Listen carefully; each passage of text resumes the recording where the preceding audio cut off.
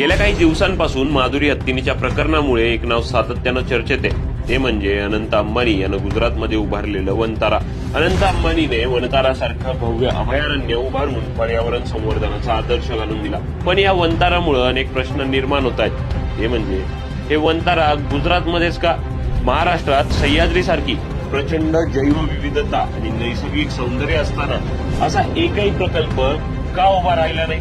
गेल्या अनेक दशकात राज्य सरकारच्या उदासीनतेमुळे आणि इच्छाशक्तीच्या अभावामुळे आपण आपली पर्यावरणीय संपदा जपण्यात कमी पडलोय का? सरकार फक्त घोषणाबाजी करतं, पण प्रत्यक्ष कृतीत त्यांची दृष्टी आणि धडाडी गायब असते.